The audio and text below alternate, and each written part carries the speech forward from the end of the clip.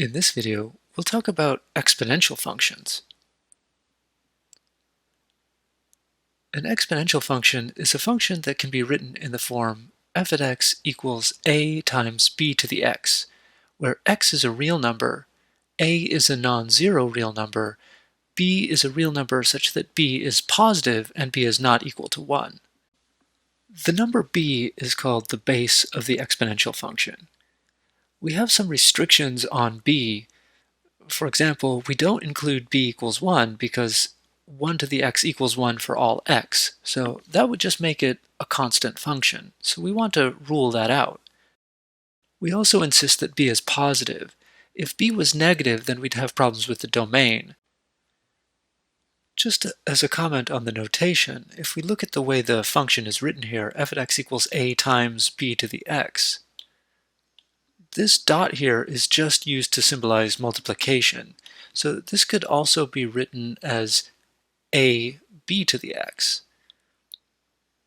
Or another way of writing it would be a times b to the x, where the b to the x is in parentheses. Any one of these would mean the same thing. The dot is here just to make it clear that a is a constant, which is multiplied by the exponential function b to the x. And that gives us our a times b to the x, which is f of x.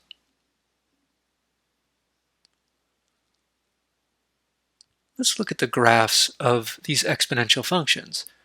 There are two basic types of graph for an exponential function f of x equals a times b to the x, and the difference depends on the value of b. So here you see graphs of exponential functions where a is a positive number. A is positive. B to the x is also always positive, so a times b to the x is going to be above the x-axis. So the graphs of these exponential functions where a is a positive number always have one of these two basic shapes, and it depends on the value of b. In particular, it depends on if b is bigger than 1 or smaller than 1. If b is bigger than 1, then your function will be increasing. That is to say, as x gets larger, as we're moving to the right, the graph increases in size, so the y values get larger. It increases so that it's going up. On the other hand, if b is less than 1, the function will be decreasing. And so as x moves to the right, the graph will be falling, as you see here. b is assumed to be a positive number, which is why we have b between 0 and 1. But all graphs for exponential functions have this same basic shape. If b is bigger than 1, you'll always have this curve going up, whereas if b is between 0 and 1, you'll have this curve which is going down. Notice both of these pass through the intercept 0, a. That's because when x is equal to 0, b to the 0 will always be 1. So you'll just have a times 1. So the y-intercept is going to have y-coordinate a in each of these cases. Let's look at these a little bit more closely. So this is case 1, where a is positive but b is bigger than 1. So in this case, your function is increasing. The domain is all real numbers. You can plug in any real number you want into this function and get a valid output. The range, however, is restricted. The range is always between 0 and infinity, not including 0. That is to say, a times b to the x, when a is greater than 0, a times b to the x is always going to be a positive number. We already commented on the y-intercept. The y-intercept is 0, a. The horizontal asymptote is y equals 0. Notice that the graph gets closer to the x-axis as x moves to the left, but that's not true as x moves to the right. As x moves to the right, the graph increases without bound. And that's what this statement says here. A times b to the x approaches infinity as x goes to infinity. And a times b to the x approaches 0 as x goes to negative infinity. This last line is, once again, just a statement that we have a horizontal asymptote of y equals 0. With a rational function, if you had a horizontal asymptote, then the graph approached that horizontal asymptote as x went to the left or the right. That might be true for rational functions, but that's not true for exponential functions, as you can see in this graph. We do have a horizontal asymptote, but the graph only approaches it as x moves to the left, not as x moves to the right. We have the reverse situation if b is between 0 and 1. Here again, a is still positive, but now b is between 0 and 1, and now the function is decreasing. The domain is still all real numbers, and the range is still all positive numbers, the numbers from 0 to infinity. The y-intercept is still the same. It's this point 0, a. And we still have the horizontal asymptote y equals 0. The only difference is now the graph approaches the x-axis as x moves to the right. As x moves to the left, the graph moves further away from the x-axis. And we symbolize that, we represent that using symbols as saying that a times b to the x approaches 0 as x goes to positive infinity, but a times b to the x approaches negative infinity. Oh, that shouldn't be negative infinity. That should be positive infinity as x goes to negative infinity. As you can see in this graph, as x goes to negative infinity, the exponential function ab times x increases without bound. It's increasing without bound. So that means a times b to the x is going to positive infinity as x goes to negative infinity. The special case is when a is actually equal to 1. In that case, you just have the graph f at x equals b to the x. In this case, the y-intercept is 0, 1. That's because a is equal to 1. So in each case, we have f at 0 equals b to the 0, which is just 1. So that's why both of these pass through the point 0, 1. We still have the same basic shape. If b is greater than 1, the function is increasing, and if b is between 0 and 1, the function is decreasing.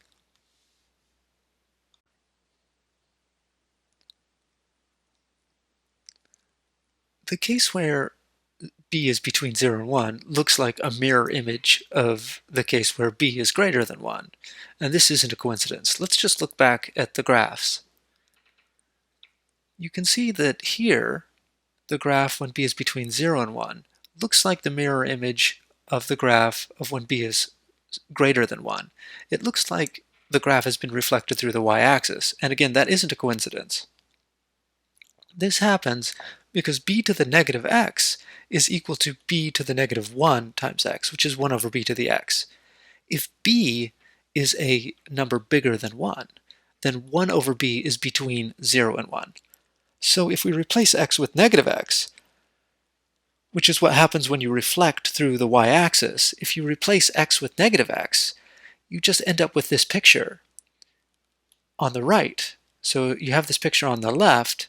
If you replace x with negative x, you end up with this picture on the right. And basically what that means is instead of moving to the right as x increases, you're moving to the left.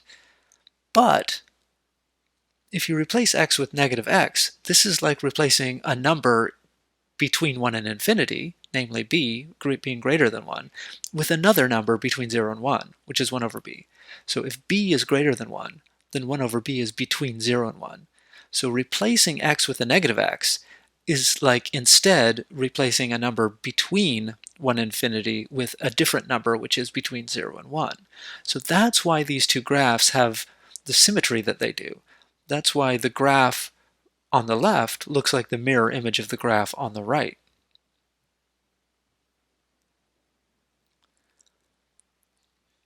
If a is negative instead of positive, then you have the same basic graphs, except now you reflect through the x-axis. So in particular, if a is negative, then the exponential function is negative. So the graphs still have the same horizontal asymptote, y equals 0, and they still have the same y-intercept, which is where y is equal to a, as you can see here. Now this minus sign shouldn't be there. A is already a negative number, so we don't need the minus sign in front of it. There we go. a is already a negative number, so it's already below the x-axis, so that minus sign was unnecessary. So you can see it's the same basic shape, it's just now everything is reflected through the x-axis. Let's talk about the properties of the exponential.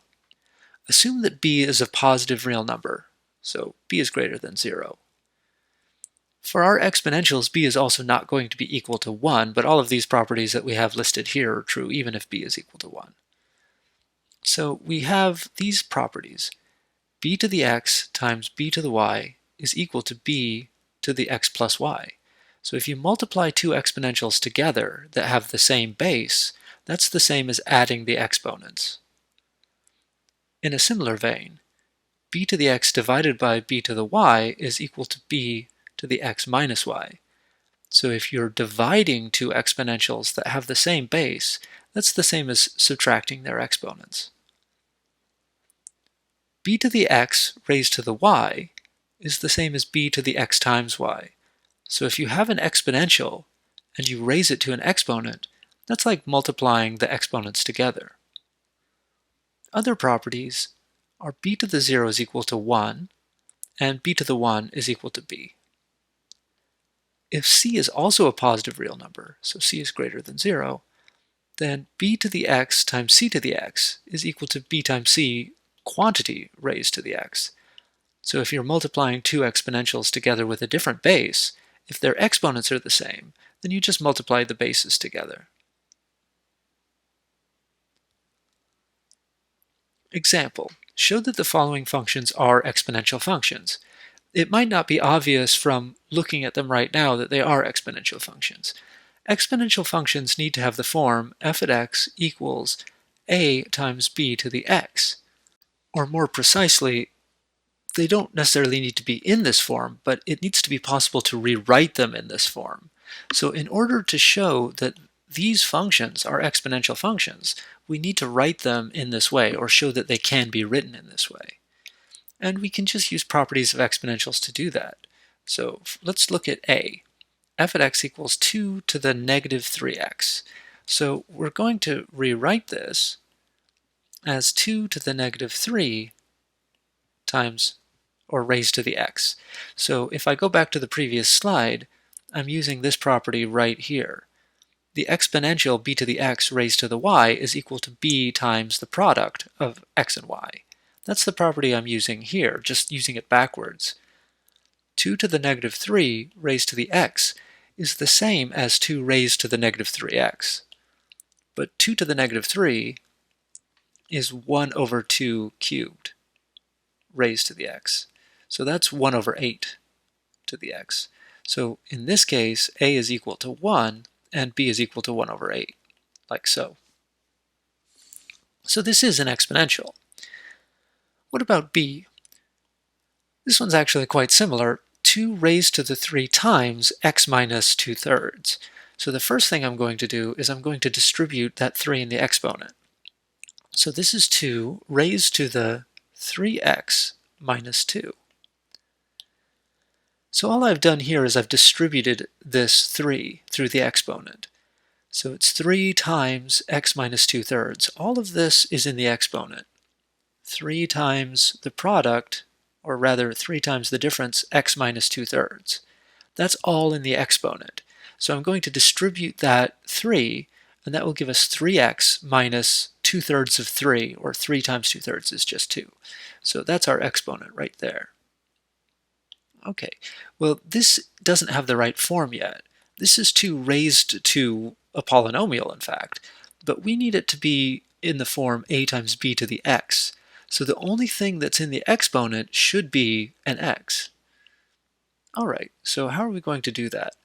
Well, now we're going to use one of these other properties. Let me scroll back. Now we're going to use this property right here. So this is going to be 2 to the 3x times 2 to the negative 2. Okay, so I use this first property. I multiply two exponentials together with the same base. That's like adding the exponents. And that's what I'm doing here, but again, I'm doing it backwards. Here I have two exponentials with the same base, which is 2. 2 to the 3x times 2 to the negative 2. So they have the same base, so I'm going to multiply them together, and then to do that I add the exponents. So 3x plus a negative 2, 3x plus a negative 2. And now I write this as 2 cubed raised to the x times 2 to the negative 2, which is 1 over 2 squared. So this is 2 cubed is 8 to the x times 1 over 2 cubed, or 2 squared is 4. So this is 1/4 times 8 to the x. So a is equal to 1/4 and b is equal to 8. So this one is also an exponential function. What about this last one? H at x is equal to the square root of 4x. Well, this is, again, just a question of rewriting it. So this is 4x raised to, not 4 times x, this is 4 to the x. That's underneath the radical, so that's the same as raising it to the 1/2 power. So here we're looking at an exponential 4 to the x that we're raising to an exponent. So that's like multiplying the exponents. So it's 4 to the x times 1/2, which is also 4 raised to the 1/2 times x. So I just wrote these in the opposite order, which I can do. So this is 4 to the 1/2 raised to the x. So again, I'm using that same property. Here I have an exponential raised to an x. So that's like multiplying the exponents together. But here I have this 4 raised to the 1/2. That's the square root of 4. So this thing right here, that's the square root of 4. So it's 2 to the x. So in this case, a is equal to 1 and b is equal to 2. So all three of these are in fact exponential functions. They're exponential functions in the way they're originally written, but it's not obvious that they are unless you actually write them out in this form, a times b to the x. So an exponential function is any function that can be written in this way. So even if they aren't written in that way, they're still exponential functions. As a brief remark, the function f at x equals x to the 5, this is not an exponential function. It's a power function. There is an exponent. The 5 is an exponent, but that doesn't make it an exponential function. In order to be an exponential function, the x has to be in the exponent.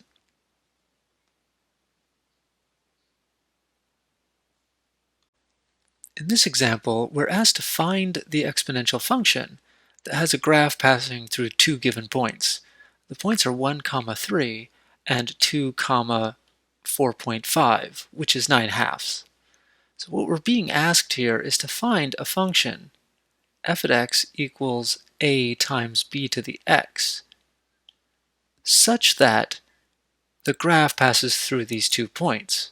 So in other words, f at 1 equals 3 and f at 2 equals 4.5, which we can also write as 9/2.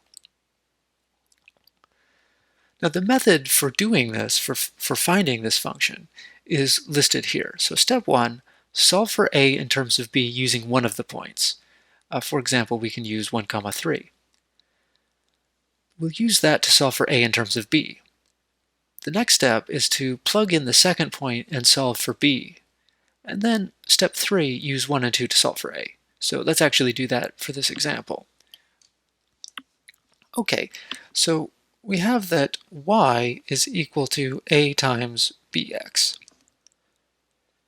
And our points are, so we have point 1, so points are 1, 3 and 2, I'll write it as 9/2. So we're going to use 1, 3 as our first point. So when x is 1, y is 3. So 3 is equal to a times b to the x. Okay, so this is step 1. Okay, so solve for a in terms of b. So basically, we just divide both sides by b. So we're going to have 3 over b is equal to a. So now we have a in terms of b. And we're going to plug this back into our original expression. So that tells us that y is equal to a, which is 3 over b, times b to the x.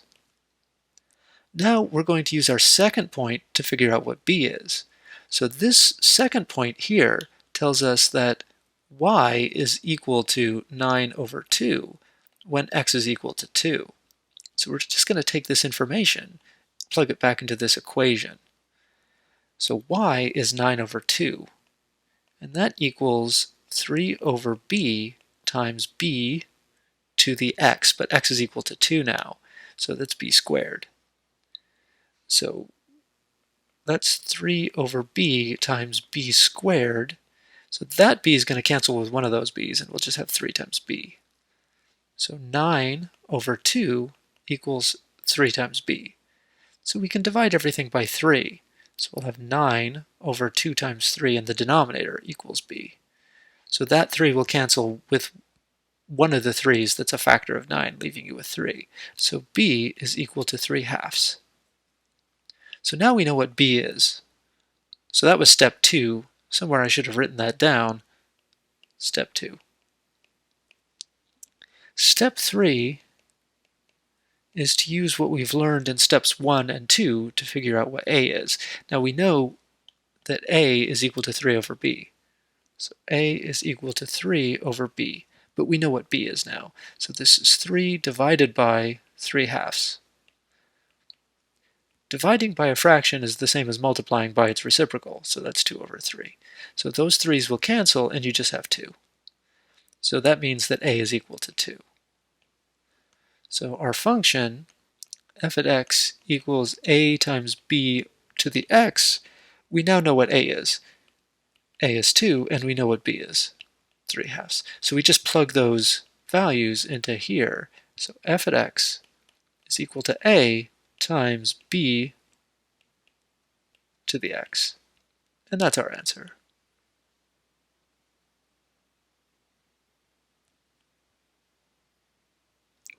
Let's do another example. Populations in ideal conditions are often modeled using what we call an exponential growth model. So assume that a wolf population is growing exponentially.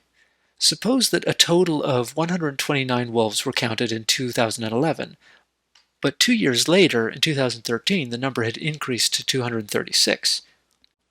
We're asked to find an exponential function describing the population p at t, where t is the number of years after 2011. So what we want is p of t is the name of our function. Now notice that our variable is now t.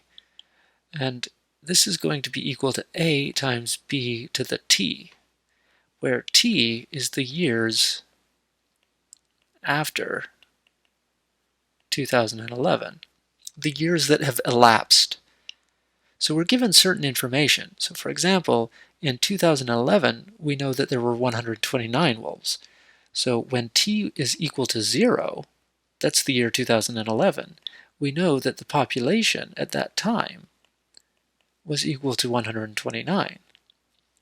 The other thing that we're given is that in 2013, which is 2 years later, so that's when t is equal to 2 years later, we have that the population at that time, after 2 years, is 236. So what we're given is we're given 2 points on the curve. So just like in the last example, we need to figure out what a and b are, and we do it in the same way. So step 1 is to use one of the points, and we'll just use this point right here. So we know that p at 0 is equal to a times b to the 0. But b to the 0 is 1, so this is just a times 1 equals a. But we know that p at 0 is equal to 129, so we already know what a is. We already know what a is in this problem. This is the initial population. So a just gives us the initial population. Okay, so we already know what a is, but that leads us to step 2. So we know that p at t is a, which is 129, times b to the t. So now we want to figure out what b is, and that's what this other point is for. We're going to use the fact that p at 2 is 236.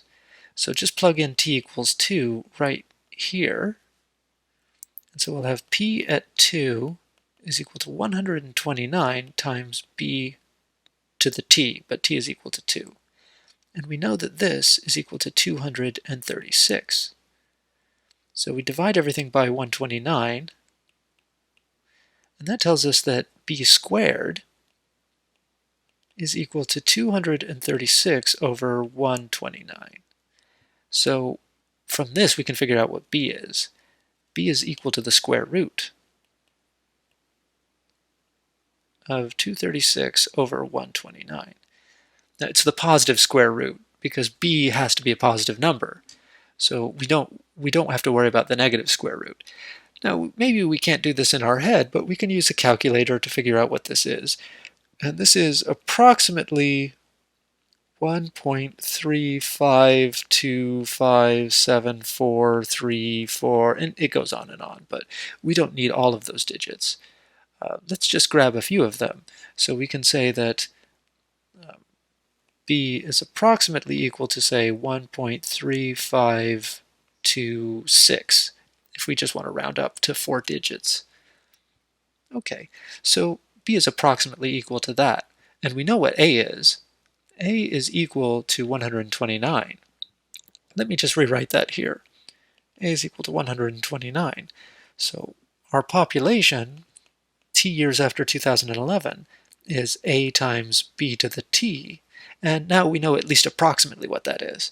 So p at t is approximately equal to 129 times 1.3526 to the t. And that's our answer.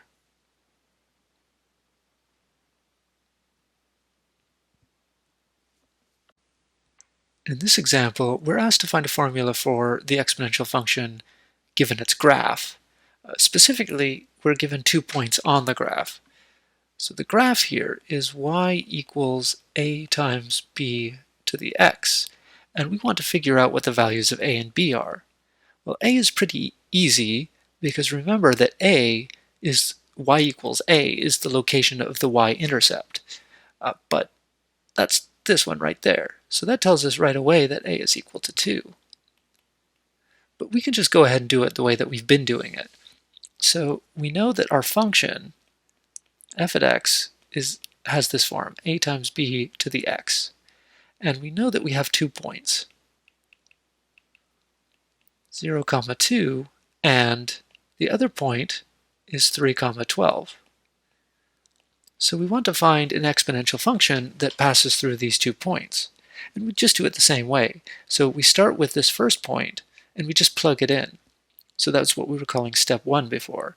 So f at 0 we know is equal to 2. That's what this statement tells us. This one right here, this tells us that f at 3 equals 12. Okay, so we know that f of 0 is equal to 2. F at 0 is equal to, if we just plug this in, into there directly, we're going to have a times b to the 0, which is just a. But we know that f of 0 is equal to 2, so a is equal to 2. We already knew that, but we just verified it again. So a is equal to 2. So that means f at x is equal to 2 times b to the x. In order to figure out what b is, we need to use this other point right here.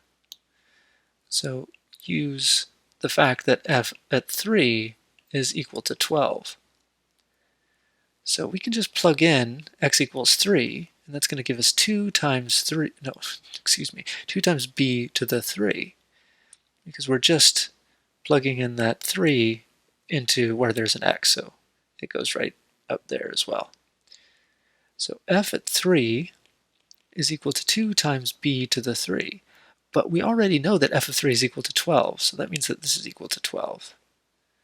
So divide everything by 2, and we get that b cubed is equal to half of 12 is 6. So b is equal to 6 to the 1/3, whatever that happens to be.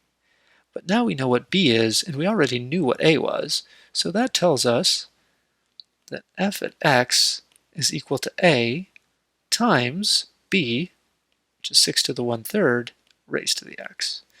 And that's our answer. Now, if you prefer, you can actually write this like 2 times 6 to the x over 3. Either one of those would be okay. This is in the right form. This is in the a times b to the x form right here. So that's the exponential form.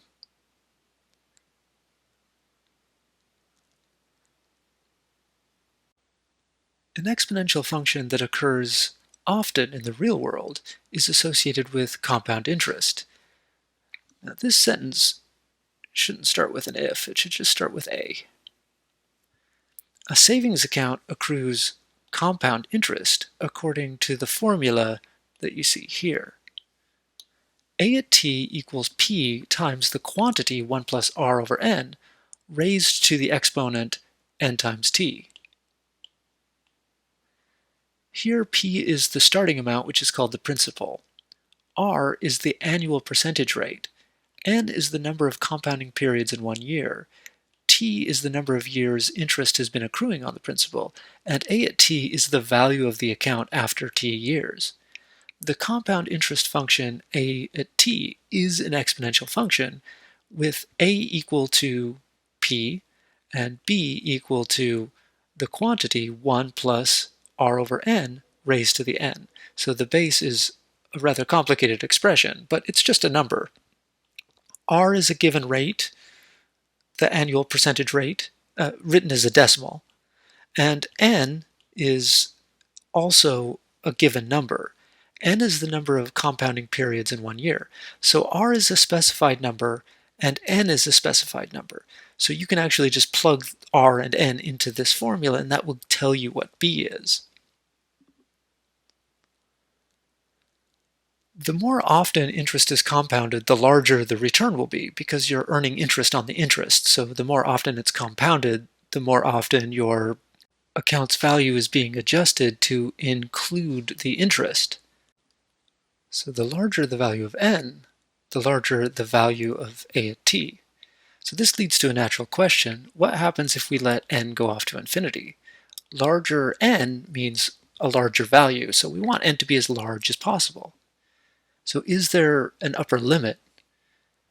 So here we have a theorem. For any value of r, the limit as n goes to infinity of the quantity 1 plus r over n raised to the nt is equal to e to the rt.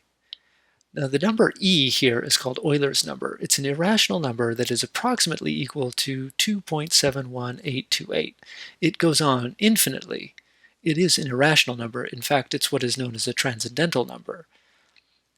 Its decimal expansion does not stop and it does not repeat. So the function a at t equals p times e to the rt gives what is called continuously compounded interest on the principal p at an interest rate r over the course of t years. Continuously compounded interest is the maximum possible interest on an investment. If we pick r equals 1 and t equals 1, then our previous theorem gives us a method for representing the number e. So that's what this theorem 6 is. The limit as n goes to infinity of the quantity 1 plus 1 over n raised to the n power is equal to e. So when I say the limit as n goes to infinity, what I'm doing is I'm looking at this number. So remember, n is a fixed number. So I look at 1 plus 1 over n and I raise that to the n. But then I just keep doing that for n's getting larger and larger and larger. And as n gets larger and larger and larger, the value begins approaching this number e, which if we go back to the previous slide, e is approximately 2.71828. So as n gets really, really, really large, the value of 1 plus 1 over n to the n starts getting really close to this number e. And in fact, some people define the number e as the value of this limit. The number e is important in real-world applications and is the preferred choice for base of an exponential function in many fields such as finance, computer science, physics, fluid dynamics, and more. So for this reason, it is called the natural base of the exponential function. It's called e because it's the base for the exponential, e for exponential. Now it's also known as Euler's number, and Euler spells his name with an E, so maybe it's E for Euler, but Euler himself said it was E for exponential.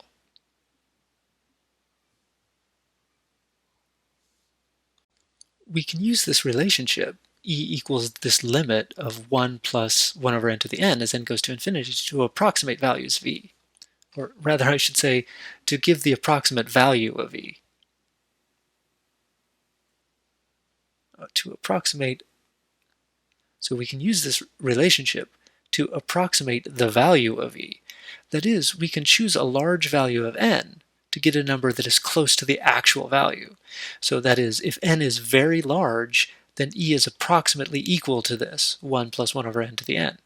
However, this isn't really an efficient way to approximate the value of E, because n needs to be extremely large to get a very accurate estimate. In fact, if you pick n equals 100,000, then 1 over 1, or rather 1 plus 1 over 100,000 raised to the 100,000 gives you approximately 2.71827, which is only accurate to 4 decimal places. So it's not really a good way of approximating E, because n needs to be huge. E is important for what we call continuous growth and decay models. So a function is said to model continuous growth or continuous decay if it has this form: a at t equals a times e to the rt, where a is the initial value. A is the same a that it was before. R is the continuous growth or decay rate, and t is the elapsed time. So this is related to the form that we had before, because we can rewrite this as a times e to the r raised to the t.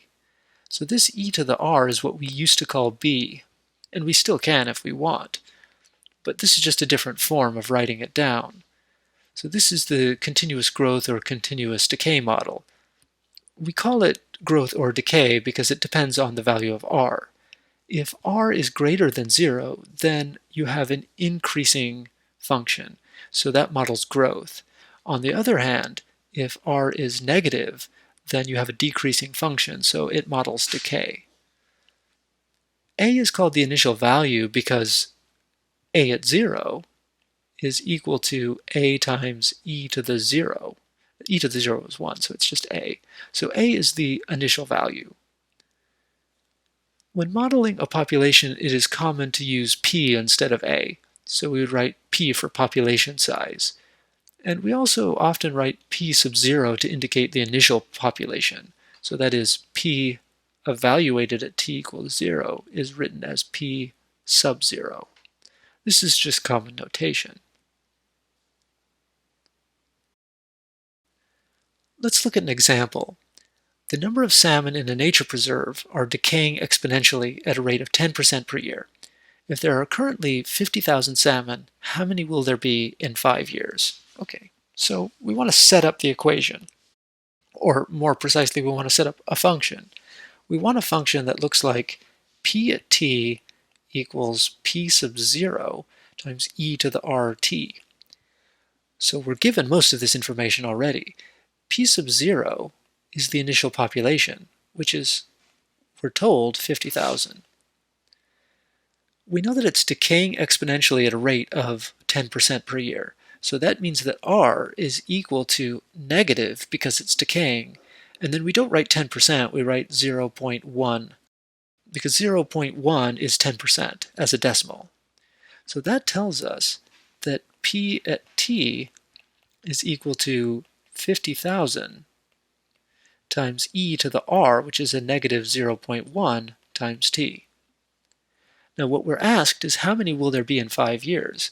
So we want to compute p at t, where t is equal to 5. So t is equal to 5. So p at 5 is equal to 50,000 times e to the minus 0.1 times 5. And this might be a little bit difficult to do in our heads, but we can just plug it into a computer or a calculator, and we'll get that this is approximately equal to 30,326.5, and so on and so forth.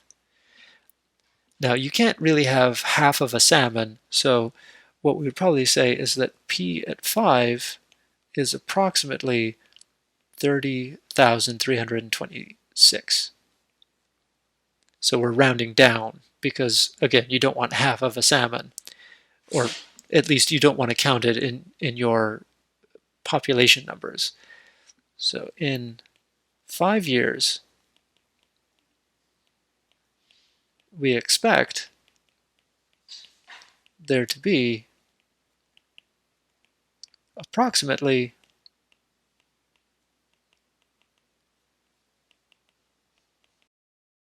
30,326 salmon in the nature preserve.